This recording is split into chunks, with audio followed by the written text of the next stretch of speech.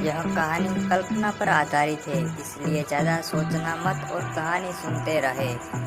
एक बार एक चींटी अपनी आंखों में 100 टीला अंजन लगाकर रास्ते पर जा रही थी। उसी वक्त उसे प्रसव हुआ और उसने एक ऊँट को जन्म दिया। ऊँट इतना बड़ा था कि उसका सिर एक राज्य से दूसरे राज्य तक पहुंच सके। ऊँट हर रोज दूसरे राज्य के बगीचे के फल फूल खा जाता था। बगीचे का माली परेशान हो गया था कि हर रोज फल फूल कौन खा जाता है। एक दिन यह जानने के लिए वह बगीचे की झाड़ियों में छिप गया। कुछ वक्त के बाद ऊँट का सिर आया और फल फूल खाने लगा। माली ने दौड़कर उनका गला पकड़ लिया, किंतु ऊँट ने अपना सिर घुमाया और माली अपने राज्य से दूसरे राज्य में पहुंच गया। दूसरे राज्य में माली अनजान था। काम ढूंढने के लिए वे उस राज्य में घूमने लगा। माली का वक्त अच्छा चल रहा था और इस वजह से एक किसान ने उसे काम पर रख लिया। दूसरे दिन किसान उसे अपने खेत पर ले गया। खेत में काले तिल लगे हुए थे। किसान ने उसे उस तिल की देखभाल करने का काम सौंप दिया। जब नींद का समय हुआ तब उसने बिनजरूरी वनस्पति के साथ काले तिल भी निकाल दिए। पूरे खेत में सिर्फ 2 ही तिल बचे। फिर उसने तिल की इतनी देखभाल की कि तिल वट वृक्ष जितने बड़े हो गए। एक दिन 2 लोग उस खेत से 2 हाथी लेकर निकले। दोनों हाथियों को तिल के साथ बांध दिया और आराम करने लगे। तभी हाथी हचमचाए और दोनों तिल के वृक्ष जमीन पर धराशायी हो गए। जब यह बात किसान को पता लगी तो उन्होंने अपने खेत पर तेल निकलवाने की मशीन लगवा दी। जब दोनों तिल के पेड़ों को पिसा गया तो उसमें से 7 टैंक तेल निकल आया।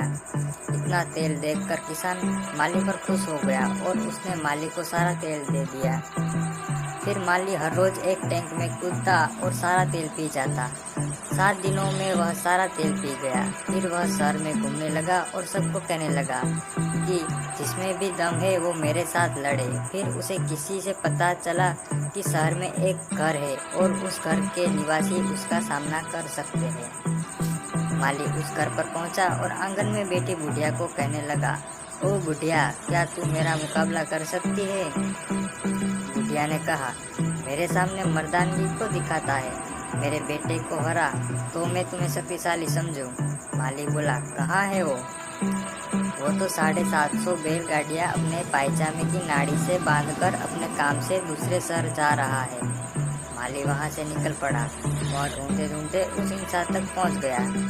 उसने उस इंसान के पायजामे की नाड़ी काट डाली और 750 गाड़ियाँ खड़ी रह गई। माली ने कहा, मेरे साथ लड़ और अपनी मर्दानगी साबित कर। उस इंसान ने कहा, लेकिन लड़ाई के बाद पता कैसे चलेगा कि कौन जीता है? तभी उन दोनों ने एक औरत को अपनी तरफ आती हुई देखी। उस औरत के सिर पर पोटली थी और उसमें खाना रखा गया था। माली ने कहा, हम दोनों उस औरत के सामने लड़ेंगे और वो आखिरी निर्णय करेगी। दोनों उस औरत के पास पहुंच गए। माली ने कहा, ओए, हम दोनों लड़ेंगे और आखिर में बताना कि कौन जीता। मेरे पास वक्त नहीं है, मेरा पति खेत में काम कर रहा है और मुझे खाना लेकर जाना है। तुम दोनों एक काम करो, मेरे कंधे पर चढ़कर लड़ो। उन दोनों को यह उचित लगा। दोनों उस औरत के कंधे पर चढ़कर लड़ने लगे। खेत में काम कर रहे उस इंसान ने अपनी पत्नी के साथ 2 इंसान को देखा। वह खेत जोत रहा था।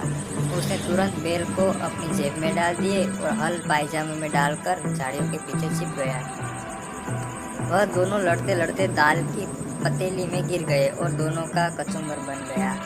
दाल में से 2 कचुम्बर को चबाते हुए किसान बोला, दाल में कचुम्बर क्यों डाल दिए?